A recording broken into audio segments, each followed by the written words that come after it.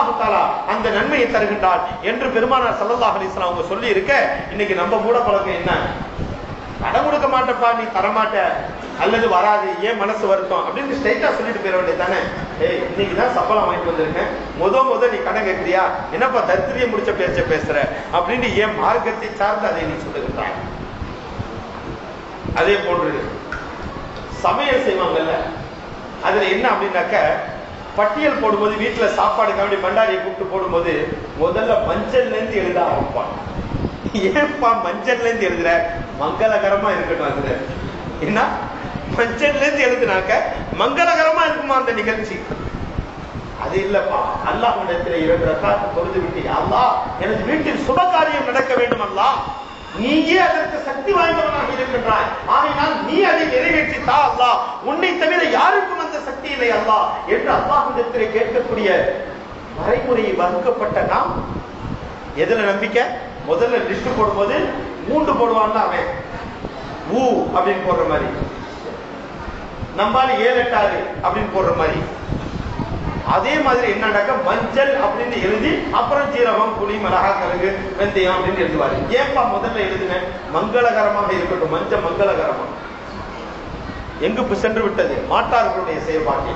அது மாதிரி விரவ முதல்ல எழுத மாட்டாங்க. ஏன்? பொசுங்கி போறது. அது என்னடா பொசுங்கி போறத போய் ஃபர்ஸ்ட் எழுதுற, நீ பண்டாரிக்கே லாய்க்கு இல்ல போ நீ அப்படின்னு.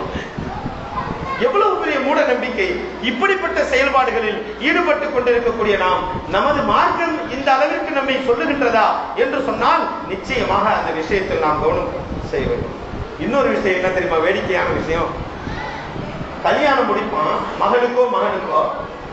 மகனுக்கு முடிக்கும் போதுதான் எல்லா விதமான வரதட்சணையும் அனைத்தும் வாங்கி கொள்வான். என் வீட்டுல இருக்கிறது பூரா நீ தான் கொண்டு வந்து, வீடு 4 செவர் இருக்கும், மீதி அத்தனையும் உன் வீட்டுல இருந்து கொண்டு வந்து செட் பண்ணிடணும். நான் உன் மகனை என்னுடைய மகனுக்கு திருமணம் முடிச்சு கொள்றேன் அப்படின்னு எழுதிடுவாரு. தப்தர்ல எல்லாம் எழுதிடுவாரு. வரதட்சணையுடைய லிஸ்ட் போட்டுவார்.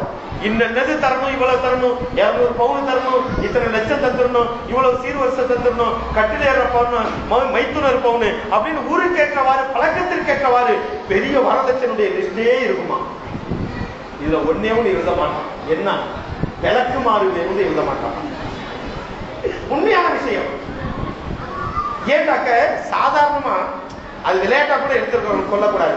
இப்ப சம்பந்தி வெளியூருக்கு போறாரு, ஏங்க இந்த ஊருக்கு போறேன், அந்த ஊர்ல தென்னை மரத்தினுடைய விளக்குமாறு ரொம்ப நீளமா இருக்கும், அதனால அங்க போறவங்க வாங்கிட்டு வருவாங்க, அதனால நீங்க போறீங்க எனக்கு ஒண்ணு வாங்கிட்டு வாங்க அப்படின்னு சொன்னா கூட உடனே பொம்பளைங்க சொல்லுவாங்க, ஏங்க சம்பந்திட்ட வந்து விளக்குமாறு கொடுப்பது விளக்குமாறு வாங்குவது கூடாது அப்படின்னு வீட்டுல பொம்பளை விளக்கம் தருவாங்க. மீதி விஷயத்துக்கெல்லாம் விளக்கம் இருக்காது. விளக்கு மாத்த தவிர மீதி எல்லாத்தையும் வாங்கி வச்சிருக்கிறான்.